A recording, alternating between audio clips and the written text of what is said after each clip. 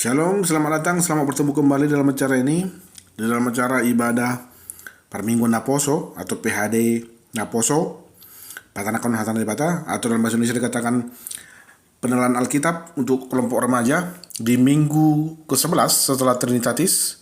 Nats Alkitab untuk ibadah kita hari ini diambil dari kitab Roma pasal 8 ayat 1 sampai 8 dengan topik minggu Yesus Kristus pemimpin yang kekal.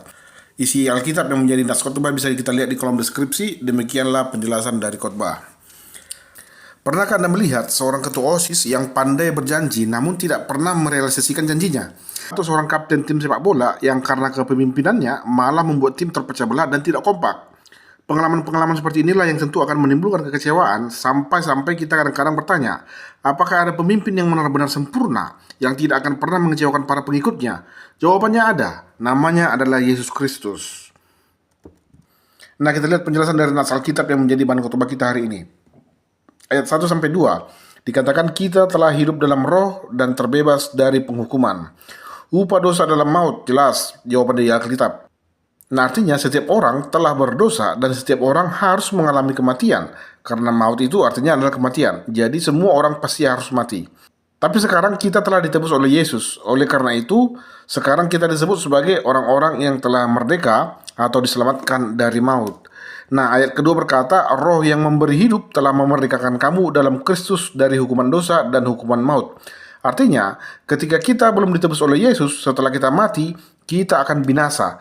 Namun, setelah sekarang Yesus telah menebus dosa kita, ketika kita telah mati, kita akan hidup kembali oleh Roh Allah, Roh yang memberi kehidupan, dan kita akan hidup dan tinggal bersama-sama dengan Allah di dalam kekekalan. Hukuman atas dosa yaitu kebinasaan tidak lagi berlaku bagi kita. Nah, ayat 3 dikatakan Yesus melakukan apa yang tidak bisa dilakukan oleh hukum Taurat. Hukum Taurat tidak bisa melepaskan kita dari kebinasaan, sebab dosa tidak bisa dihapus dengan cara tidak berdosa. Dosa tidak akan hilang hanya karena kita berbuat kebaikan, yaitu dengan melakukan semua hukum Taurat. Dosa baru bisa hilang kalau ditebus, dan hukum Taurat tidak bisa menebus dosa kita. Makanya Allah mengutus anaknya dalam rupa manusia, dalam daging yang memiliki kelemahan dan rentan terhadap dosa, sama seperti manusia lainnya. Dia dibaptis, disunat, memiliki keterbatasan, bisa marah, bisa menangis, bisa sedih, bisa lapar, bisa ngantuk. Dan Allah menjatuhkan hukuman atas dosa di dalam dirinya. Orang yang dipagut atau dipatok ular tenung dan nyaris mati di perjanjian lama diselamatkan oleh ular tembaga. Sama-sama ular, tapi ular tembaga ini tidak berbisa dan dia tidak membinasakan, melainkan menyelamatkan kita dari kebinasaan. Ayat 4-5, tuntutan hukum Taurat digenapi dalam roh. Apakah tuntutan dari hukum Taurat itu sebenarnya? Tuntutannya cuma satu, yaitu kasih. Roma 13 ayat 10 dikatakan begini, kasih tidak berbuat jahat terhadap sesama manusia. Karena itu, kasih adalah kegenapan hukum Taurat. Dan hanya orang yang hidup dalam tuntunan roh saja yang bisa mengasihi. Karena selama kita masih hidup dalam tuntunan daging, maka kita akan terus memiliki hawa nafsu, ambisi, dan keinginan-keinginan yang bersifat duniawi. Di kitab Roma 7 ayat 7, Paulus berkata, apakah hukum Taurat itu dosa? Sama sekali tidak. Sebaliknya, justru oleh hukum Taurat aku telah mengenal dosa, karena aku juga tidak tahu apa itu keinginan kalau hukum Taurat tidak mengatakan jangan mengingini. Mengingini maksudnya adalah hal-hal yang berhubungan dengan ambisi dan hawa nafsu. Setiap manusia yang dilingkupi oleh ambisi dan duniawi, artinya dia ingin dihormati, dia ingin disegani, diakui oleh orang banyak, mereka akan selalu terikat dengan dosa. Untuk memenuhi keinginannya, manusia akan dengan mudah melakukan dosa. Makanya hukum Taurat menunjukkan kepada kita, menjelaskan kepada kita apakah dosa-dosa itu. Tanpa hukum Taurat kita tidak akan tahu apa itu dosa. Kita tidak tahu apakah yang kita kerjakan ini adalah dosa. Hukum Taurat menjelaskan kepada kita apa perbuatan-perbuatan yang baik dan apa perbuatan-perbuatan yang tidak baik. Nah, ayat 6-8 dikatakan begini, keinginan daging adalah maut, keinginan roh adalah hidup. Keinginan daging berasal dari dunia ini, sementara keinginan roh berasal dari Allah. Orang yang hidup dalam daging tidak mungkin berkenan di hadapan Allah, sebab keinginan daging berpusat terhadap egoisme, mau memuaskan diri sendiri, menyenangkan diri sendiri, sementara keinginan roh adalah sebaliknya, yaitu untuk memuliakan dan menyenangkan hati Tuhan. Alkitab berkata tidak mungkin seorang tunduk kepada dua tuan. Anda tidak mungkin berusaha menyenangkan hati Tuhan, namun di saat yang sama Anda juga ingin memuaskan diri sendiri. Itulah sebabnya dikatakan keinginan daging adalah perseteruan bagi Allah. Anda harus memilih mengikut kemauan sendiri atau mengikut kemauan Tuhan. Hidup menurut daging atau hidup menurut keinginan roh. Upahnya sudah jelas. Orang yang hidup menurut daging akan binasa, sementara orang yang hidup menurut roh akan beroleh hidup yang kekal. Nah, apa yang dapat kita renungkan dari khotbah kita hari ini? Yang pertama, pilihlah Yesus sebagai pemimpinmu. Yesus adalah pemimpin yang sejati, yang kekal, yang akan ada untuk selama-lamanya.